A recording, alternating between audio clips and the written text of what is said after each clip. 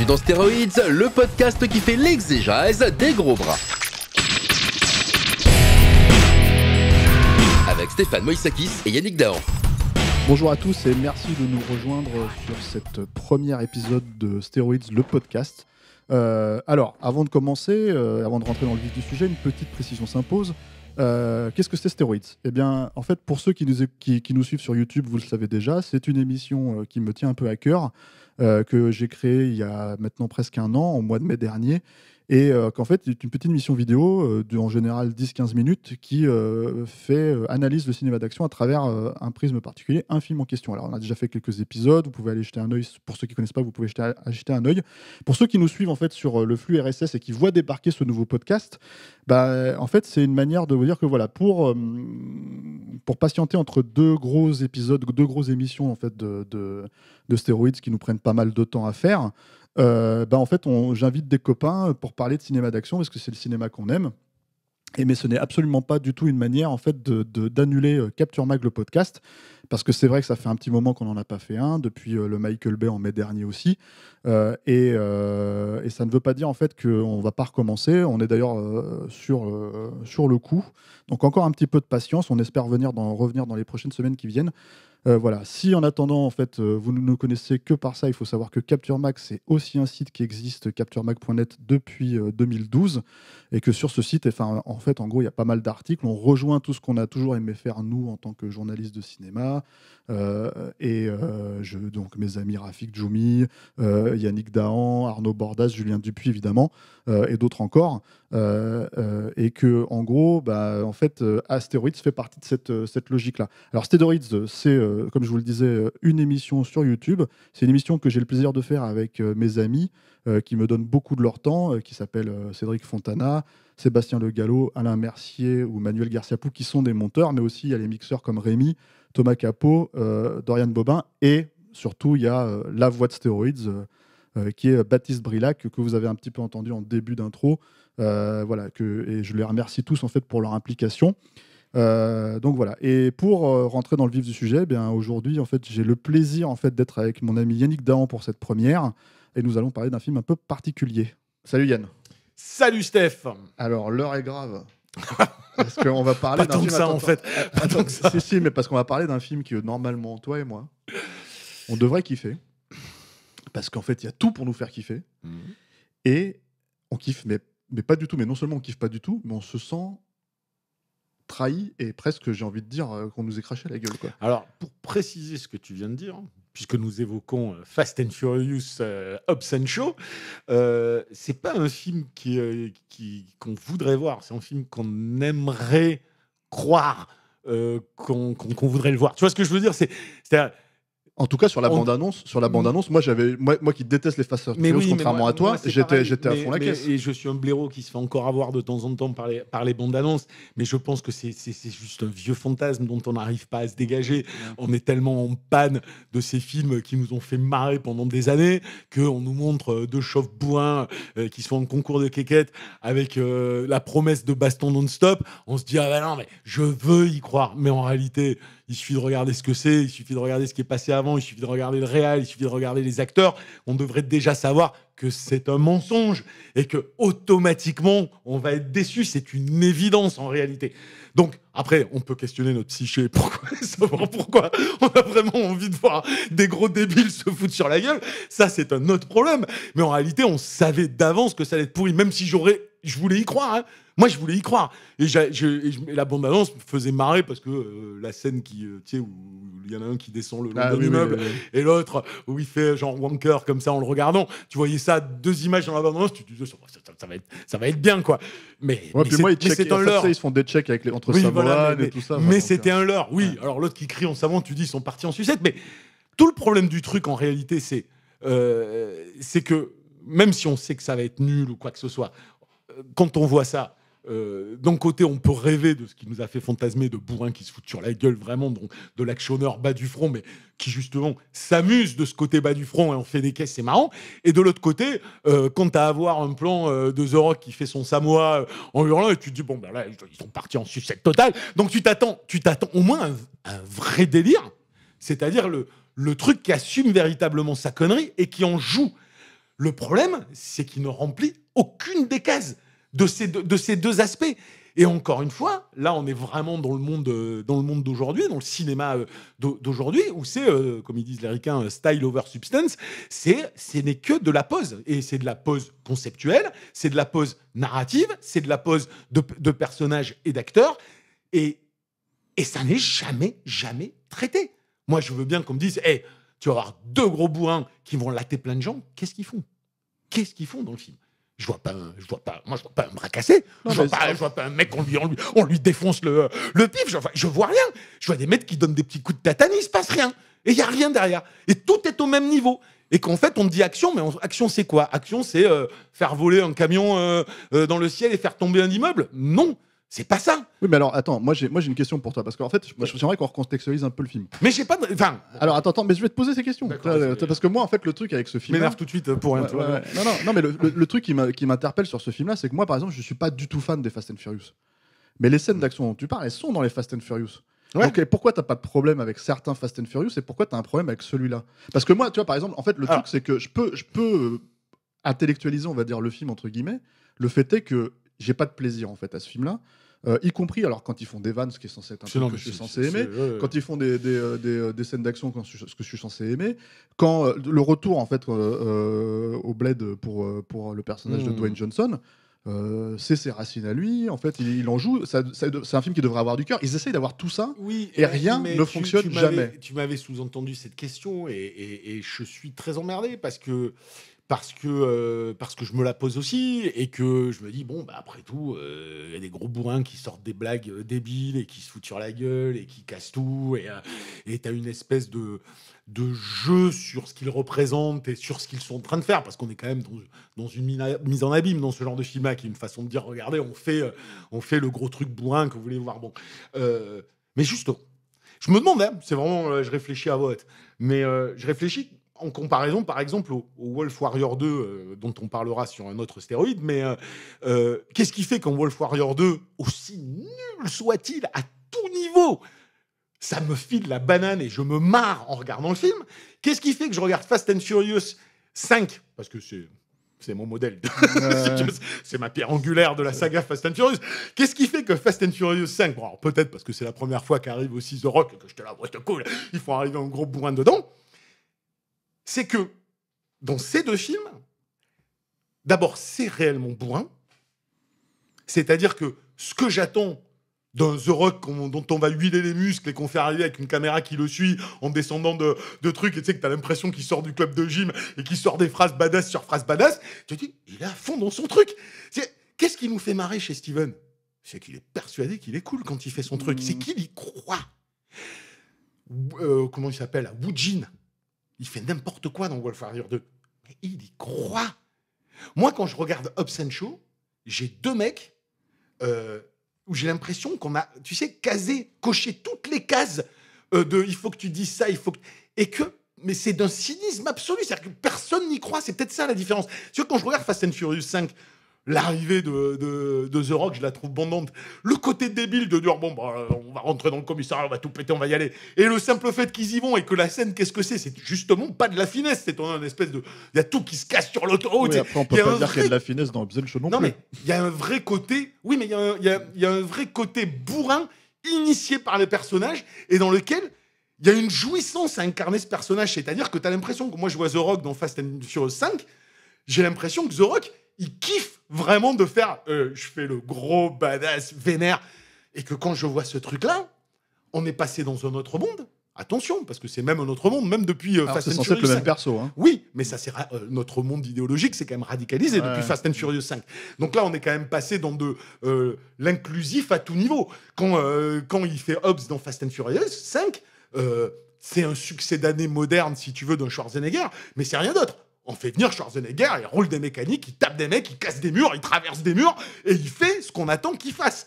Là, on te dit, t'as Jason Statham, t'as The Rock, et non, il a sa petite sœur, il aime bien sa petite sœur, et l'autre, il a sa petite fille. Je crois que j'ai la pire scène censée être émouvante de l'histoire du cinéma dans Hobbs & Shaw. J'adore ce moment, on lui dit, genre, on est tout seul dans ma famille, on est que tous les deux, et l'autre, il la regarde, il fait, bah, tu sais, il y a des trucs qui se passent dans la vie, et puis Et puis voilà, quoi. Faut passer, quoi. Et t'es là, c'est ça votre truc. Tu te rappelles même pas dans le café au début. Non, mais je te jure, pour moi, ça symbolise tout.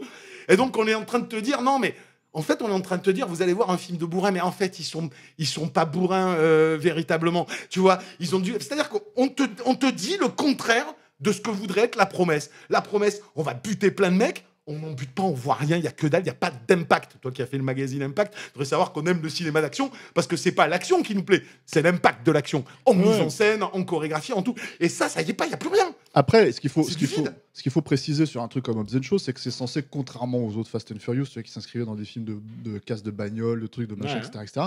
Là, c'est censé être un buddy movie.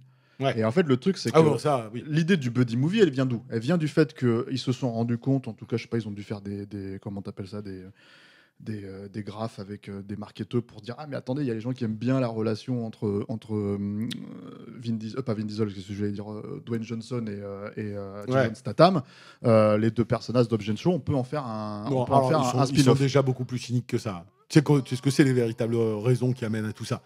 C'est un noyautage de la franchise de l'intérieur par The Rock. C'est complètement ça. Le mec, il a fait des seconds rôles dans des gros blockbusters. On s'est rendu compte que tous les films dans lesquels il apparaissait cartonnaient au box-office, qui en faisait un des acteurs les plus rentables, même quand il n'était pas tête d'affiche. Il s'est frité avec Vin Diesel, qu'il a traité ouvertement de charlot dans les médias. Et il était déjà en train de noyauter le truc pour dire... Faites-moi, moi je vais vous amener votre franchise vers un autre level, quoi. C'est d'accord, ça qui mais le truc en tout cas, c'est que il est crédité en tout cas à l'époque de Fast and Furious 5 pour avoir relancé la franchise. En tout cas, peut-être d'un intérêt presque artistique, quoi, j'ai envie de dire, mais je sais pas si c'est le terme qu'on peut utiliser pour Fast and Furious, mais le truc en fait, c'est que c'est quoi un buddy movie? C'est un buddy movie dans ce film-là, c'est-à-dire que c'est un truc où, alors déjà pour moi, c'est un peu bas du front, si tu veux. Pour moi, il me semblait qu'ils étaient copains à la fin de Fast and Furious 8, tu vois. Et donc, c'est censé se passer après. Et là, ils sont plus copains du tout. Donc, déjà, je me dis, attends, il y a un truc que je comprends plus. Donc, ça, c'est le premier problème. Le deuxième problème, c'est qu'en fait, on te les présente dès le début comme finalement des jumeaux. C'est-à-dire qu'en fait, ils sont pareils. Physiquement, c'est deux gros baraques chauves. Il y en a un qui est américain, voilà, et l'autre qui est anglais. Mais c'est tout, c'est la seule différence qu'ils ont réussi à trouver au final. Voilà. Et le truc, c'est qu'en fait, ils te les montrent en train de faire exactement les mêmes choses. Or, le principe d'un buddy movie, c'est qu'ils soient différents. Voilà, c'est ça. C'est-à-dire que c'est à l'époque, en tout cas, un blanc, un noir, comment t'appelles ça, un mec qui est coincé, un mec qui est un crasseux, etc., etc. Donc en fait, tu te retrouvais avec, t'as je sais pas combien de films qui ont été faits sur cette formule-là. Voilà. Mais tout le Alors ça, t'as complètement raison sur ça, c'est toute la logique du buddy movie à niquer, mais c'est presque au-delà de ça, c'est-à-dire que dès la première scène, on te dit, on va voir un film de bourrin, on les voit faire exactement la même chose, ok, bon, ils vont aller taper un mec, et puis alors même, excuse-moi, mais t'as The Rock, et ce que tu lui fais faire, c'est tenir une petite aiguille de tatouage pour menacer un Chinois en faisant rigoler sa copine. Enfin, je sais pas, tu te dis, t'as The Rock, tu veux faire un film de bourrin, tu lui fais détruire la moitié du club. Bon, déjà, t'es pas cohérent dans le truc. Et puis derrière, en fait... Mais c'est ce qu'il fait, hein. C'est ça le problème aussi, c'est qu'en fait, il défonce 15 mecs avant. Le problème, c'est que les scènes, elles sont nazes. Et ouais, en fait, j'ai une autre théorie, c'est-à-dire que même là-dessus, le truc, en fait, avec ce truc-là, c'est que même, par exemple, quand je disais, voilà, la différence entre les deux personnages, même un film... que moi j'aime bien, hein, et je pense que t'aimes bien aussi, mais qui est quand même bas du front, chez bas du front déjà à l'époque dans les buddy movies, tu vois. Enfin, tu faisais la distinction entre L'Arme Fatale et ce film-là, on va dire, c'est Tango et Cash, tu vois. Tango et Cash, ils avaient compris que Kurt Russell c'était le pouilleux et que Stallone c'était le mec propre avec les lunettes, tout ça, etc. J'entends, ils avaient essayé. Et le truc, en fait, ce que je veux dire par là, c'est que donc le bourrinisme du film existe, moi je trouve, tu vois. Mais le problème, en fait, c'est que ça fonctionne pas parce qu'en fait, les mecs cumulent les formules sur formule sur formule, l'humour. Mais tout est fake, tout est faux, voilà. tout est horriblement cynique, ils y croient pas, mais c'est pire que ça. Et moi, il te cale un truc en fait au milieu qui est carrément, mais pour moi, qui fait baisser drastiquement le QI du film. C'est le personnage de Idris Elba. Ah oui. Qui en fait, en gros, ils te font venir un G.I. Joe au milieu du truc, quoi. Oui, mais regarde, le film est dénature totalement de son concept. Alors, la promesse est une pose. Le personnage est une pose. Le style sur la substance. La promesse, elle est niquée d'entrée, dès la première scène. La première scène, c'est pas... La première scène, c'est la note d'intention du film. David Leitch, il te dit, en fait, je vous ai vendu Jason Statham et The Rock, mais en fait, ce Fast and Furious est la version non assumée d'un film dont les héros sont la diversité. Le personnage le plus badass du film, c'est la sœur de Jason Statham. Tu regardes tout le film, c'est elle qui a les moves les plus badass, c'est elle qui a les phrases les plus badass, c'est elle qui envoie chier les mecs, et à certains moments même, c'est un des rares moments où je me dis, elle est cool la meuf, tu vois, quand The Rock il vient la chercher pour genre, je t'ai trouvé, et qu'elle le regarde avec sa gueule cynique, sa réplique, et puis qu'elle lui rentre dans l'art, en fait, Steven Seagal, c'est elle. Et à côté, Mais ça, pourquoi pas? Et à côté, non mais vraiment, pourquoi pas? Comme à côté, clairement, Idris Elba, alors c'est le méchant, mais il faut qu'il soit... il faut qu'on dise que c'est le Black Superman, parce qu'aujourd'hui, il faut qu'on dise que c'est le Black Superman. Mais en fait, ce film-là, ça aurait dû être Fast and Furious, le Black et la meuf. Parce que c'est ça qu'ils veulent faire. Alors, c'est-à-dire, ce que j'ai du mal, moi, à comprendre dans la tête de ces mecs-là, c'est qu'en fait, ils poussent ce cinéma vers là, de plus en plus, puisque maintenant, on va te mettre des quotas de femmes qui réalisent. Je pense que c'est cyclique, tout ça. Moi, non, mais bien sûr que c'est cyclique, mais je veux dire, on s'en fout que ce soit cyclique ou pas. Mais ce que je veux dire, c'est d'un côté, ils te hurlent partout, aux Oscars, partout, qu'il faut... qu'il faut faire de la diversité, qu'il faut qu'il y ait des femmes réalisatrices, qu'il faut que les acteurs noirs soient aux Oscars. Ils ont encore fait le coup cette année avec Oscar So White. On te pousse tout ça. Les mecs font des films avec des nains, ils font tout ça. Dans les films, ils te rajoutent forcément la diversité, ils te rajoutent forcément la femme. Ils vont tous te dire, regardez, ils sont tous super balèzes, badass, tout ça. Clac.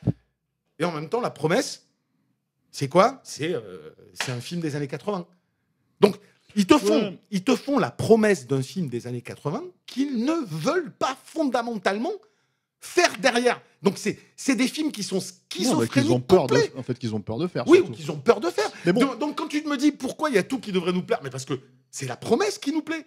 Moi, je vais dans le film et j'attends à ce que Jason Statham et The Rock se foutent sur la gueule. Je sais qu'ils vont devenir copains à la fin, comme tu dis, c'est un buddy movie, mais j'espère qu'ils vont vraiment se foutre sur la gueule. Et ça ne se passe jamais, c'est bidon, c'est fake. C'est fake. Tout de suite, tu les vois gentils avec leur petite famille, ils se font des blagues de maternelle à la gueule. La pire scène, ça doit être la scène du couloir, là où il y en a un qui tape le gros et l'autre avec des blagues. Et puis tout est tellement long, c'est tellement pas dynamique en montage, c'est tellement pas pensé en mise en scène que le gag, tu le vois venir à 3 km à la ronde et il marche pas et il est nul. Et il y a ces trucs aussi à un moment donné dans l'humour. Alors bon, après c'est compliqué, hein, on va dire ça, parce que on parle de David Leitch, tu vois, David Leitch, on avait déjà une conscience que effectivement l'humour, il savait pas trop faire ça avec Deadpool 2, parce que c'est un film, pour moi c'est pareil, enfin Deadpool 2 c'est encore la version gamin de 8 ans du premier, quoi, qui était déjà pas super. Moi j'aimais bien le premier Deadpool, mais bon, déjà c'est pas lui. Et après fait, moi j'ai un faible pour Ryan Reynolds, je suis parti des rares gens qui ont un faible pour Ryan Reynolds, donc ce sujet il me fait rire, moi, donc incompréhensible. Mais je sais, mais moi il me fait rire, mais pour moi il fait partie du problème actuel, mais voilà, que tu soulignes d'ailleurs en plus. Mais c'est le règne du ricanement. Non, mais ça, c'est sûr. C'est pas seulement le règne du ricanement, c'est que c'est l'histoire d'un mec en fait qui est, comment dire, badass et subversif en fait dans un monde qui ne l'est pas. Donc en fait, il l'est pas plus que les autres. Il est à peine plus en fait. Si tu veux, c'est ça le truc, c'est il va pas très loin, quoi. Et Deadpool, c'est quand même level maternel, hein, la subversion du film. Hein. C'est un one-man show, Deadpool. Et c'est un one-man show avec des bonnes blagues. Enfin, même le 2 que tu détestes, moi, il y a des scènes qui m'ont fait marrer. Je regarde comme si c'était des portions de one-man show dans un film qui m'intéresse pas, quoi, tu vois. C'est comme ça, moi, que je regarde les films avec Ryan Reynolds. Après, faut... Regarde, j'ai même aimé le film qu'il a fait pour Netflix, qui est même une purge, tant en termes d'écriture que de réel, là, le truc Bodyguard, là, tu sais, avec la fiche qui Hitman and il l'a pas fait pour Netflix. Bodyguard. Je sais plus pourquoi c'est... Non, mais voilà, le film est difficile, mais lui, il est drôle, quoi. Le truc, c'est bon, ça. On ne sera pas d'accord, mais voilà. Mais en fait, voilà, ce que je veux dire surtout par rapport à ça, c'est qu'un mec comme David Leitch, à la base, c'est un cascadeur, c'est un réal de seconde équipe. Il se retrouve en fait après avoir plus ou moins co-réalisé le premier John Wick, à faire quelques films d'action comme Atomic Blonde, comme Deadpool 2 et Deadpool 2 en l'occurrence. Comme sur celui-là, on lui demande en fait d'avoir de l'humour et d'arriver à filmer l'humour, on va dire. Il faut savoir qu'un des réals pressentis sur Hobbs & Shaw, et moi je comprends quand je vois le résultat final pourquoi il l'a pas fait, c'est Shane Black. Et Shane Black, je pense qu'il a dit, moi, je peux pas faire ça en fait, c'est un film de studio. Mais complètement... c'est ce que fait comprendre aussi Tim Miller après ses dernières expériences. Oui, bien sûr. Où il en arrive à te dire, mais en réalité, il faut arrêter de blâmer le Real. Le Real, il a 15 mecs autour qui lui disent quoi faire. C'est soit tu acceptes de baisser ton front et de faire ce que les marketeurs te disent. Ceci étant dit, l'humour en soi, en fait, je veux dire, quand tu regardes par exemple, il y a cette scène, parce que pour moi, en fait, il y a la scène dont tu parles dans le couloir, ou les scènes d'humour dans le film, moi, encore une fois, je veux dire, je suis censé être client de ce genre de truc. Et là, le problème, indépendamment du fait que ce soit fake, c'est que c'est exactement comme les scènes d'action. À chaque fois que, en fait, par exemple, tu as des scènes où quand il s'appelle Idris Elba va mettre un lion dans la gueule de The Rock ou de Jason Statham, et en fait, tu es dans Kung Fu Panda. C'est-à-dire, en fait, le mec, il se prend un coup dans la gueule, il fait un ralenti, il fait une grimace. Mais tu as bien résumé le truc. En fait, c'est du film d'animation pour gosses, en fait. Et le truc avec l'humour, c'est que, par exemple, tu as des mises en place de choses qui, en fait, au final, ne fonctionnent pas. C'est-à-dire que l'humour, ce n'est pas juste on fait une blague sur le moment, elle est censée être drôle, on passe à la suivante. C'est-à-dire qu'en fait, on construit quand même un minimum le truc. Et je vais pas prétendre que tous les buddy movies font ça automatiquement. Je veux dire, on a des chiés, des merdes dans les buddy movies. Mais, en fait... dans celui-là, par exemple, je me rappelle que tu as je prends une scène en fait qui est une scène à la Jack Reacher, on va dire. C'est-à-dire que Jack Reacher, il arrive sur le film avec Tom Cruise, qui est adapté de roman, où Steven Seagal, il fait beaucoup moins ça. Mais en fait, le truc, c'est que c'est une scène où en gros Tom Cruise dit, je vais vous défoncer, cherchez pas en fait. Pourquoi vous cherchez là, vous pouvez sortir de la bagarre. Donc sortez de la bagarre, parce que sinon, moi, je vais vous éclater et j'ai beau pas vous donner cette impression-là, c'est ce qui va se passer. Et le payoff. Ce qui est payant, en fait, c'est qu'il le fait vraiment. C'est-à-dire, il les défonce vraiment. Et du coup, tu vois toute la scène. Et c'est pour ça que les scènes, elles sont jouissives. Ouais, c'est-à-dire qu'il y a à la fois, en fait, de l'action et en même temps, l'humour, en fait, qui dégage de cette idée que les mecs en face sont incrédules. Quoi. C'est le dernier à faire ça. Et là, en fait, là, tu as une scène similaire, en fait, où en gros, tu as The Rock et Jason Statham qui se font torturer. Et ils disent, mais attendez, The Rock qui dit, on va s'en sortir, je vais m'occuper de lui, je vais lui péter la gueule. Et le truc, il fait, non, c'est moi qui vais lui prendre la gueule. Et t'as pas une seconde un reaction shot sur le type en question qui a un espèce de qui est en flippé, qui se dit mais qu'est-ce qu'ils ont là, ces deux-là, ils vont pas m'avoir. Et non seulement t'as pas ça, mais en plus le type dont on t'a parlé pendant 3 minutes et tu te dis bon bah il va s'en prendre une dans la gueule, tu vois. En fait tu le vois quasiment pas parce qu'en fait il s'en prend une comme tous les autres. Donc le truc c'est que au final il y a tous ces... alors ça c'est un exemple spécifique que je cite, mais t'en as tellement dans le film en fait des passages comme ça. Parce que là on est au-delà, enfin si tu veux, à la limite avec tous les défauts que ça peut avoir, un truc de bourrin qui prétendent pas l'être, mais qui est quand même un truc de teubé comme on peut aimer de temps en temps. C'est plus un Equalizer qui est pas sur le même type de budget que ce film-là. T'as un petit Equalizer et tu vas te marrer avec la scène où il regarde tout le monde, il dit je vais les niquer, mais quand il les nique, putain, c'est ça. Ouais, c'est quand même violent, tu vois. C'est le but d'un film d'action, c'est une chorégraphie de la violence. Là, comme tu dis, moi je suis sûr, on peut pas résumer mieux Hobson Show pour moi que de dire c'est le Kung Fu Panda du film d'action, parce que tout est faux. Tout est absolument faux. Il n'a aucun impact. Toute action n'a pas d'impact. Elle ne te fait pas mal. Elle ne fait jamais mal au personnage. Ça sert à rien. T'es donc édulcoré à 100%. Mais est-ce que tu pourrais, alors, attends, justement, en partant de ce principe-là, est-ce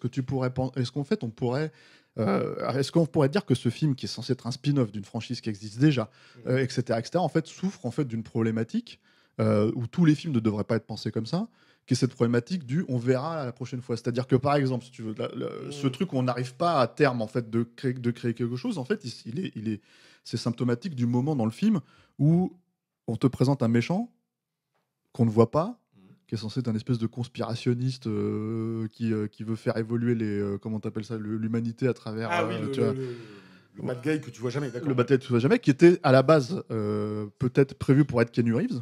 D'accord. Et en gros, qui finalement ils se sont dit bon, on n'a pas de contrat avec quelqu'un, donc en fait on verra dans le prochain. Sauf qu'en fait, est-ce que c'est suffisant pour te dire ça en fait quand on arrive au ce qui est techniquement le 9e film de la franchise en fait en vrai, tu vois. Donc est-ce que en fait on doit avoir une formule à la Avengers, à la Marvel où on passe d'un film à l'autre en fait sans enjeu, sans. Mais ça, et puis c'est intéressant ce que tu dis parce que ça relève la question de la construction. La construction d'un univers. En fait, Fast and Furious là, qui est pas Fast and Furious, qui est un Hobbs and Shaw, il a la même vocation que La Momie avec Tom Cruise et la même nullité à tout niveau que La Momie. C'est-à-dire que maintenant, Mais moi, c'est toujours pareil. C'est pour ça que j'arrive pas à en parler plus que ça, parce que c'est tellement irregardable pour moi, ça m'intéresse même pas, et j'ai pas de théorie dessus. Mais quand tu regardes La Momie, le film ne te parle pas de ce qu'il est censé te raconter. Il passe son temps à te dire, regardez l'univers que je vous prépare. Et celui-là, c'est cette même logique-là. Tout est pensé pour te faire dire, ça ne va pas se terminer, on va continuer à faire des trucs. Et en fait, au détriment de te raconter. Et c'est comme si on disait, on s'en fout de ce qu'on raconte. L'important, c'est que voilà, c'est où on arrivera à un moment donné. L'important, c'est que t'es venu le voir, donc t'inquiète, il y en aura un autre, on te prépare déjà à aller voir la suite. L'important, c'est, regarde, je te fais le clin d'œil à tel personnage de la saga, je te fais venir un nouveau personnage. C'est un tease, peut-être que celui-là ferait pas... Tu vois, donc on est dans le syndrome de la franchise, en fait, c'est tout. On est dans le syndrome mais tel qu'elle se pratique aujourd'hui. Voilà, mais on confond la création d'univers avec la création de franchise. C'est-à-dire qu'avant, il y avait des mecs qui créaient des univers. Quand, on en revient toujours là, hein, mais quand tu regardes le Mad Max, à l'intérieur, dans Fury Road, on te crée un univers. On te tisse des passerelles, mais on te raconte une histoire et on ne te fait pas des clins d'œil. Là, si tu veux, c'est la franchise qui prime sur ce que tu es censé raconter. Pour reprendre Mad Max, l'exemple de Mad Max, le truc, c'est que ce que tu racontais sur le fait que finalement, le personnage le mieux traité de Hobbs & Shaw, c'est la nana, bah, en fait, et qu'on utilisait cette passerelle pour présenter ce perso, Mad Max le fait aussi, hein, dans l'absolu. C'est-à-dire, sauf qu'en fait, le truc, c'est qu'il ne dénigre pas les autres persos pour autant. Exactement, voilà. Exactement. Mais surtout, enfin, je sais pas, si tu veux, ce qui est un truc qui est intéressant, c'est quand tu es dans un monde où c'est l'instantanéité qui prime, tu n'es plus dans le temps présent. Parce que l'instantanéité t'amène automatiquement à te projeter sur quel est le truc. Et puis tout va tellement vite. Et c'est les conséquences du binge-watching, c'est les conséquences de tout ça. Quand tu vois que des mecs, maintenant, ils ont sorti des études où les mecs, tu sais, utilisent le bouton avance 10 secondes. C'est-à-dire qu'ils regardent les séries. Donc en fait, c'est plus la série qui t'intéresse. C'est simplement de dire, je l'ai vu. Tu vois, je l'ai bouffé, je l'ai consommé. On est dans une avidité de contenu, mais pas pour le contenu lui-même, pour ce que fait le contenu par rapport à ma psyché, mon statut social et les raisons de mon existence dans le monde. C'est dramatique. C'est-à-dire qu'on en est arrivé à un stade où on pense ce qui était censé être une forme de divertissement artistique comme quelque chose qui compense un vide et qui est boulimique. Tu sais, c'est comme le mec boulimique, il a un vide dans son existence, il gonfle ça, il se dit j'ai vu, et je vais vers quelque chose qui me rassure, parce que en plus, tu vois, franchement, on le sait, hein, les gens, les petits films en marge maintenant, vu ce que coûte le cinoche, vu ce que coûte tout ça, tu vas vers ce que tu connais. Donc tout ça crée des habitudes qui fait qu'au bout d'un moment, ta curiosité s'étiole complètement et tu te satisfais du même, tu vois. Et là, ce qui est important, du coup, le teasing n'est plus l'espoir de l'histoire qu'on va te raconter, n'est plus l'espoir de l'enjeu qu'il va y avoir, n'est même plus l'espoir de la scène d'action jouissive que tu vas voir. C'est l'espoir de découvrir dans le film l'élément qui va te faire dire « Oh putain, regarde ce qu'ils font par rapport à la franchise ». C'est-à-dire que c'est la franchise en elle-même qui est sujet d'étude. Ouais. C'est-à-dire qu'au bout d'un moment, quand t'aimes pas la franchise, on en revient à... Non, mais c'est de la culture pub. C'est culture pub, l'émission.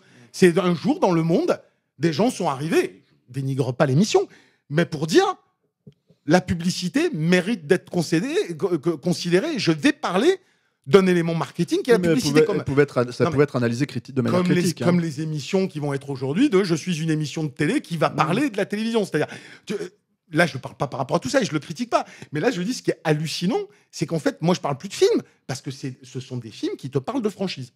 Donc, qui te parlent de package marketing. Oui, donc il l'assume de plus en plus. Moi, si tu veux, je les vois les cases, je la vois l'étude marketing en permanence à chaque scène. C'est je mets ce personnage pour ça, je mets ce personnage pour ça, je dis cette phrase pour lui, je fais ce clin d'œil pour ce type de spectateur, je fais ça pour celui qui aime bien les vieux films d'action des années 80. Je fais ça, tu vois, tout. Tu regardes ce film-là, c'est un patchwork de fantasmes conceptuels qui sont posés comme des promesses, comme une pause. Tu vois, littéralement une pause. Et qui ne sont pas traités, parce qu'aujourd'hui, on s'en fout de le traiter ou pas. C'est le fait d'avoir fait la promesse qui compte plus.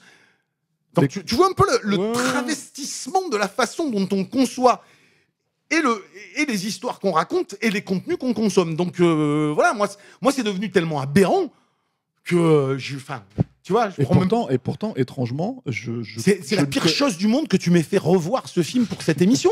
Non, Je l'ai vu une fois, j'ai cru mourir. Une deuxième fois, mais j'avais envie de me suicider. Mais quoi. c'est ça qui est fascinant. Encore une fois, ce film ne devrait pas provoquer ça. C'est-à-dire, ça devrait être un verre d'eau, le film, à la limite, au pire. Mais là, en fait, t'as l'impression Oui, mais qu'on ça t'a- aurait dû être dans une époque où on tient ses promesses. Non, On est mais dans quand une je dis- époque quand où on je ne dis tient ça- pas ça aurait ses dû être un promesses. verre d'eau, c'est pas un film qui devrait nous énerver. C'est un film où on devrait se dire, ok, on n'a pas aimé, c'est mal fait. Tu vois. Mais en fait, je pense qu'il y a quelque chose de pire là-dedans. Il y a Oui, c'est pire ce que que je c'est te mal dis. fait. Voilà, tout à fait. C'est exactement ce que je Ouais. dis. Pour moi, c'est pire, c'est parce qu'en fait, ils ne pensent pas le film, ils s'en foutent. La momie, pour moi, c'était le truc le plus flagrant du monde. C'était on prépare. la Non, mais version on Tom Cruise, prépare. hein. Oui, la version. On prépare un univers. On s'en fout de l'histoire qu'on raconte. Ce qui est important, c'est de mettre des pions pour dire aux gens, vous allez voir, il y a un univers. Parce que c'est comme s'il y avait.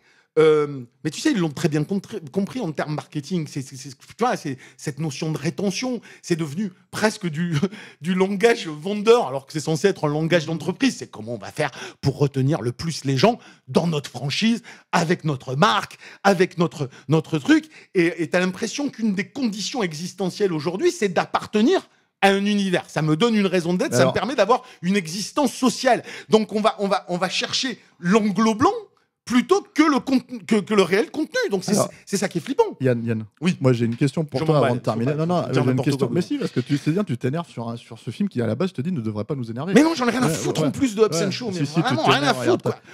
T'as maté la bande-annonce pour terminer. Est-ce que Ah. t'as maté la bande-annonce de Fast and Furious 9 Alors, ça m'a pas marqué. Hein. avec Mais je John, crois avec là, John Cena. Petit teasing. Il y avait un... Ah non, il y a ça- carrément une Ah, bande-annonce je l'ai pas complète, vu, quoi. mais je vais la regarder tout de suite. Bah alors, donc, pas pendant l'émission, on va Non, mais je vais la boucler. regarder quand même juste après. Parce que, en fait, le gag, j'allais t'en parler. Ah, ils le font gag venir John Cena dans la... qui joue le frère jumeau de Vin Diesel. Le frère jumeau dont on ne savait pas Oh, l'existence, ouais, en fait. Donc, on est d'accord. sur Il y les a 8 pas films Dwayne précédents. Johnson. Non. Bah, évidemment, il s'est foutu sur la gueule avec Vin Non, Diesel. bien sûr. Mais Donc, le truc, c'est que. Et donc, il y a effectivement, de toute façon, maintenant, c'est une dérive. Encore une fois, c'est un spin-off qui va créer une franchise qui Oui, c'est ça. sur la base d'une franchise. Mm. Et là, on en arrive à des trucs complètement. Voilà. Ah non, c'est surréaliste. mais C'est vraiment surréaliste. moi, je rajouterais juste, en fait, le truc que je rajouterais, c'est que sur ce film-là, et vraiment pour marquer ça, je pense que là où je me suis senti vraiment, en fait, et toi, tu l'as pointé du doigt en hors antenne, on en parlait tout à l'heure, c'est du buddy movie façon Disney, quoi. Vraiment, Ah oui, c'est-à-dire c'est ça, que mais c'est c'est ça. vraiment, en fait, le minimum du minimum de l'offense. C'est même pas du vraiment, minimum, ça y est pas. Ouais, Y a voilà. pas. Ouais, ouais, On non, te mais- dit que c'est un buddy movie, mais ce n'est pas un buddy movie. Non, parce que t'es censé avoir des gros mots, des trucs comme ça. Mais On te dit que c'est un film d'action, pour moi, c'est pas ça de l'action. On te dit que c'est un film spectaculaire, au bout d'un moment, avoir vu 250 000 fois en VFX les mêmes bagnoles qui volent dans les airs, les mêmes camions qui s'écrasent, ce n'est plus spectaculaire. Ce n'est plus... Donc pour moi, il ne coche aucune des cases qu'il prétend te vendre. Par contre, il te coche toutes les cases que t'as pas demandé. Moi, je vais voir Jason Statham et Vin Diesel, je vais pas voir une nana badass. Je vais voir Jason Statham Ouais, et bon. Vin Diesel. Non mais C'est même pas réussi, m'en ça, fous. ce Non mais c'est côté-là, pas ça. ça, Je veux dire, j'ai aucun problème avec une nana badass. Tu vois, Non, mais c'est même pas réussi dans au le moins film. quand je vais voir Atomic Blonde, aussi raté soit-il, bon il a fait Steven Seagal en nana. Donc moi je suis content, je ressors, j'ai vu vraiment pour le coup une meuf badass, quoi, tu vois. Mais on ne me donne pas ce qu'on me vend. Donc moi c'est tout. Moi je vais voir ce film-là, je vais pas le voir pour qu'on me parle de Black Superman, je vais pas le voir pour qu'on me montre des immeubles et des FX de malades. C'est pas ça. Moi je viens voir des corps. Je viens voir des corps d'alpha male bourrins, surmusculeux, parce que c'est ça, Jason Statham et l'autre. Ils ont beau être tous dans leur délire inclusif, mais ils te mettent Vin Diesel, ils te mettent Jason Statham, c'est quand même des bovins. C'est quand même des mecs qui ont passé leur vie dans une salle de muscu et qui font des concours de bite. Ouais, mais Donc, en fait, ils sentent quand même un peu la vanille. Hein. Ils ont mais toujours ils senti sentent la vanille. Hein. Mais en même temps, tu te dis, ils sont là pour faire le concours de bite. Mais mon fils à l'école, les phrases qui sortent, elles sont plus badass que celles qui sortent dans Hobbs & Shaw. Donc là, tu vois, regarde, j'ai l'impression d'avoir des têtards qui sont en train de me dire, ah, regarde comme je suis badass. Et de me dire, mais non, t'es un blaireau. D'ailleurs, Donc, vendez-moi ce que vous me promettez, arrêtez de me vendre le contraire de ce que vous promettez.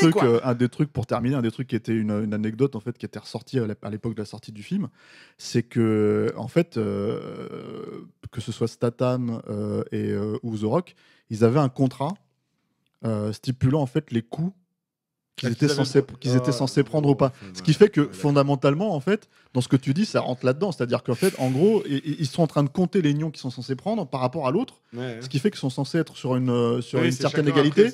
Et en fait, c'est marrant, c'est un peu ce que raconte alors tu l'as pas vu dans le Tarantino, en fait, c'est ce que raconte le personnage d'Al Pacino au début du film quand il comprend pourquoi le personnage de Leonardo DiCaprio est dans une impasse en fait artistique. C'est qu'on lui dit mais on vous fait jouer le méchant, vous qui avez été une vedette, en fait, en gros, on vous fait jouer le méchant dans les nouvelles séries. En fait, comme ça, ce que le public voit psychologiquement, c'est le héros de mon enfance qui se fait éclater la gueule. Donc, en fait, ça veut dire que le nouveau héros est plus fort que le héros de mon enfance. Et en fait, il y a cette notion-là, en fait, dans ce film-là, dans Hobbs & Shaw, où effectivement, ça pouvait pas fonctionner à partir du moment où les mecs comptent littéralement les points et il faut qu'ils soient à égalité. Oui, c'est ça. Mais c'est c'est un des autres travers de l'égalitarisme tendance ultra radicale qui fait que tu arrives à ça. C'est-à-dire tous les personnages doivent être tous fondamentalement pareil, parce que quelque part même Idriss Elba, même Idriss Elba, il faut qu'il y ait deux bourrins pour le taper dessus, et la meuf elle est légale. Donc tout se vaut. Encore une fois, c'est un film où tout. Donc à partir du moment où tout se vaut, même dans les effets, même dans l'action, même dans la mise en scène, même dans tout ça, il y a rien qui ressort. C'est juste c'est fadasse. C'est fadasse. Je t'ai énervé. Hein. Un peu. T'es énervé avec ce ça film. mérite vraiment pas. Ce film-là, je l'ai vu, mais je l'avais oublié direct. Ça n'a aucun intérêt. Quand on va te ramener une Et j'en regarderai plus, c'est fini. Moi, je suis à un stade là où je peux plus les regarder, ces trucs-là. Je préfère aller me revoir des films sales, tu vois. Mais franchement, je préfère aller voir des films sales des années 80, des films indéfendables, mais au moins, un mec qui donne un coup de poing, il y a un résultat. Tu vois ce que je veux dire? Ah oui, moi, je veux voir un film d'action, ça veut dire quoi? Il y a un hématome. Si j'utilise une mitraillette, c'est que j'ai un mec qui se la prend dans la gueule. Si je donne un coup de poing, là, on ne te montre pas. C'est-à-dire, tu sais ce que c'est en fait? C'est l'agence touriste. C'est l'agence touriste dans les années 70. L'agence touriste, qu'on regardait... 80, on regardait des mecs qui faisaient des blagues, ils faisaient exploser 50 trucs et tout le monde était vivant à la fin. En plus, déjà, on était... Moi, déjà, gamin, j'étais mort de je dis, mais c'est bidon, l'agence touriste. Surtout qu'en plus, en fait, tu peux très bien regarder ça quand t'as 8 ans. Mais voilà, quand t'as 8 ans, ça va quand t'as 8 ans et que t'aimes pas trop le sang. Mais je veux dire, après, bon, voilà, faut arrêter, quoi. Faut arrêter. Non, mais moi, j'ai aucun problème avec Hobbs & Shaw. Hobbs & Shaw, non. Façon de parler. Ce que je veux dire par là, c'est que Hobbs & Shaw s'appellerait Black Superman ou Badass Beach chez les Samoans. Ok, tu me vends pas autre chose. Tu vois ce que je veux dire? Je sais que je vais aller voir une meuf badass ou je sais que je vais aller voir un super-héros qui... Bon, d'accord. Mais là, on me vend Jason Statham et Vin Diesel qui vont se foutre sur la gueule. Et ça n'arrive pas. Ça n'arrive pas. Et ils ne font rien. Ceci étant dit, moi je trouve... C'est pas Vin Diesel, c'est Dwayne Johnson. Et on va s'arrêter là. Mais ceci étant dit, moi, tu vois, en fait, quand il le faisait dans Fast and Furious 5 et que tu avais une baston de gros viandards dans le truc, elle était à chier aussi. Hein. Ah non, mais il n'y avait pas d'impact. Mais parce que t'es dans des gros blockbusters où on leur interdit de faire tout. Même, en fait, mais dramatiquement parlant, en termes d'action, tout ça, etc. Mais elle y est. Mais Dwayne Johnson traverser 15 murs. S'il y avait déjà le quart de ça dans celui-là, je dirais, ok, quoi, tu vois, à la limite. Mais il n'y a même pas ça. Il n'y a même pas un vrai truc de bourrin débile. Parce que c'est complètement débile de traverser des murs. Mais au moins, ça me fait marrer. Là, ils n'ont même pas un truc de bourrin qui me fait marrer. Ils tapent des mecs. Comme tu l'as vu dans 50 milliards de films d'action modernes, il n'y a rien, il n'y a pas une idée. Il n'y a pas une idée. Après, tu vas dire, ouais, il y a du beau money shot. En fait, les idées, elles viennent de je vais faire tourner le buggy dans les airs pendant que l'immeuble s'écrase derrière, mais des trucs comme ça, t'en as vu 200 000, donc j'en ai plus rien à branler. Ouais, puis tout le monde peut le faire maintenant. Mais oui, voilà, et puis c'est pas, voilà, il y a pas d'idée. C'est un film qui n'a pas d'idée, qui ne raconte rien, qui n'a pas rien. Et ça fait 35 minutes qu'on en parle. Ouais, donc on arrête, on oublie ça, ça rentre dans la poubelle de l'histoire du cinéma. Ouais. Merci Yann. Voilà.